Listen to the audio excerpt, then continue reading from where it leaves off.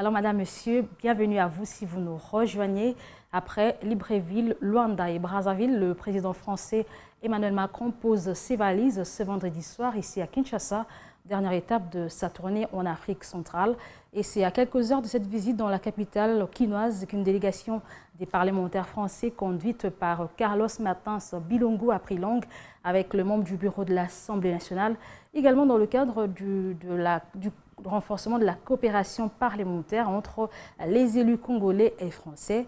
Christophe Mbosso-Kodia a recommandé à ses homologues français de soutenir les efforts de la RDC pour le retour définitif de la paix dans la partie est du pays.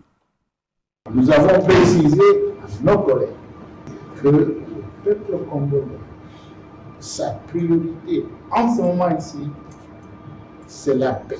À l'est de la République démocratique du Congo. Nous aimerions que la France, au nom du peuple congolais et au nom de bonnes relations avec le peuple français, le gouvernement français, le président français, soient à côté du peuple congolais pour mettre fin à la guerre à l'est. Et qu'ils traduisent également cette requête auprès des autres États membres des Nations Unies. Mais il est bon qu'entre hommes d'État qu'on dialogue. C'est au cours de ces dialogues, de ces échanges, que nous trouverons de solutions.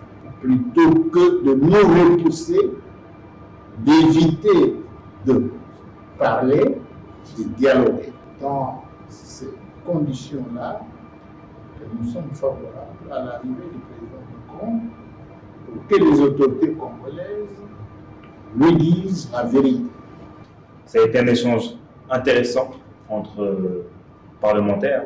Les Français sont un peuple qui aime la paix dans le monde. Et encore plus avec un pays francophone. Vous êtes lié à la francophonie. Il y a plus de 100 millions d'habitants au Congo. Un Congolais sur deux parle le français. Et pour les intérêts de la France, il faut que dans les pays frères et sœurs que nous avons, il y ait une paix durable et constante. Il y a aussi des ressortissants français qui vivent au Congo et des Congolais aussi qui vivent en France. Donc pour tous ces liens-là, c'est important d'avoir une paix durable et que la France puisse avoir la parole nécessaire pour amener ce climat serein.